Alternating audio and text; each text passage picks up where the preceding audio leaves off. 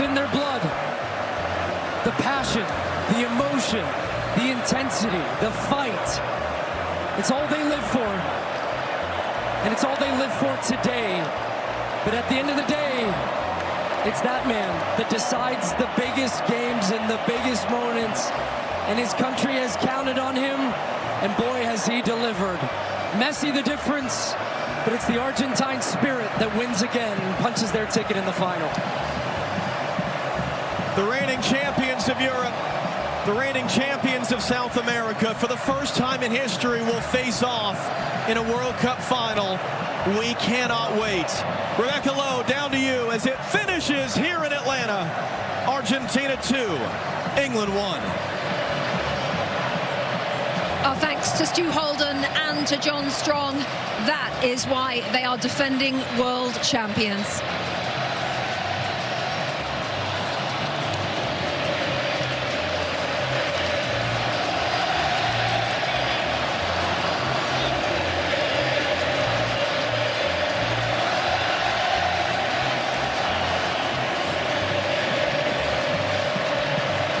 Argentina, with him in their team, simply never know when they're beaten.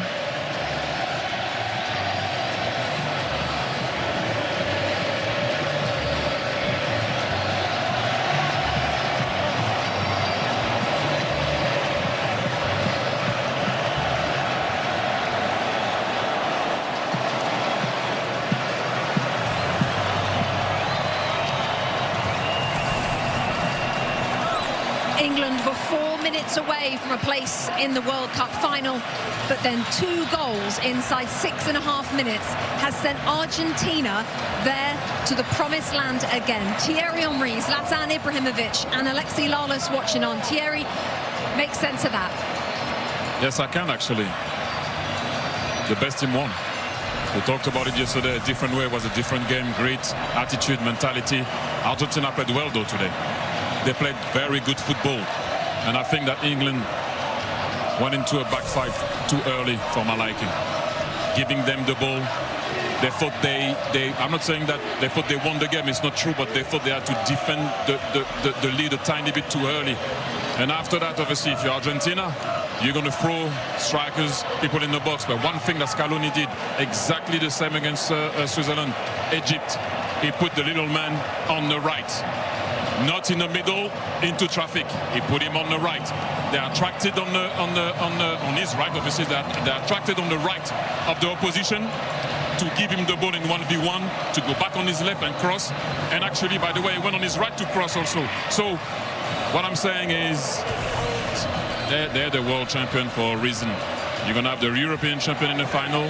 Argentina, Copa America, obviously, champion. But one thing that I want to say, Argentina can be also the first team to win back-to-back major tournament, Copa America, World Cup, Copa America, and maybe World Cup. This is insane. And once again, the eyes, they switched. Leo, you're different, man.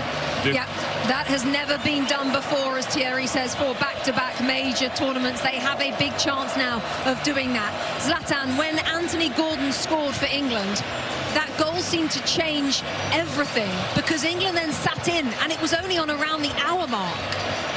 England stopped playing when they scored a goal. I don't know why. Tuchel made some changes. He went too defensive, and Scaloni went more offensive. And the way Argentina was playing, they didn't panic. They kept attacking. They hit the post. They had a couple of chances before they scored the first goal. And they kept pushing. They didn't make some panic move. Scaloni kept pushing by putting more offensive players. Martinez came in the end. So, I mean, the best team won, like Thierry said. England, they tried. I think after they scored, maybe they thought they won the game, maybe not. But something happened there. But then you woke up Thierry said the little man, I would say the big man. Just the other games, he got 2 assists today. He stayed on the right side. He kept delivering those crosses. And listen, when Messi switch on, everybody gets scared, even the fans, even us up here. Back home in Buenos Aires, Thousands wait for the breakthrough in this World Cup semi-final. At half-time, it is England 0, Argentina 0. Welcome back to Atlanta Stadium. Rebecca Lowe, Thierry Henry, Zlatan Ibrahimovic and Alexis Lalas. Not too much, you have to be honest, in terms of goal-mouth action. So Thierry, how do you best describe what went on for that 45 minutes?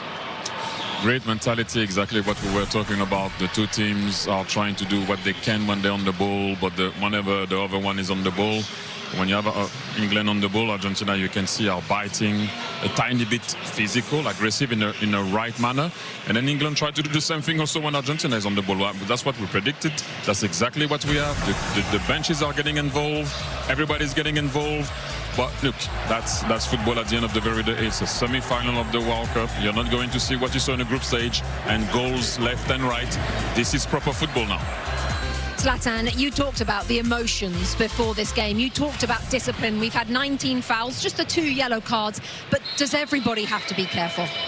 I mean, there is a lot of tension, not only on the pitch, also on the bench. We saw it from up here from the studio, and they have to keep calm, both teams. I mean, Argentinians, they're the best at provoking the English player, because or any player they play against, opponents. So they're trying everything to get them out of balance, especially Bellingham. They're trying to push him in different ways.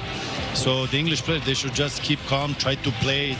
At the end of the day, there is a game to play. Whoever keeps their calm and play their game, they're gonna get the best outcome. But it's not easy, because there is a lot of tension. The fans are behind also every action, every situation. And you can see every free kick Argentina, whatever gets, all the players are gathering and they try to attack the English players. As a referee, when nobody's yelling at you, you're probably doing a good job. And when everybody is yelling at you, you're probably doing a good job. And this is not an easy job for Ismail El-Fef in the middle. And I know people are saying, well, why wouldn't you hit more yellows earlier and everything? He is trying to manage this knife fight that is going out there. At times it's ugly, at times it's raw, but it's always in your face. And even though we don't have highlights to show, because there weren't a lot in terms of goal-scoring opportunities, this is still an incredibly interesting and entertaining affair that is going out there. From a physical perspective, I think the physical part of the game probably benefits Argentina. They want to make it much more physical, maybe than England do. But this is still a very evenly contested first half. Goalless at half-time, as Stu Holden said in commentary. This one has absolutely lived up to the billing. It's feisty, it's blood and thunder, everything you'd expect from these two, with a place in the World Cup final on the line.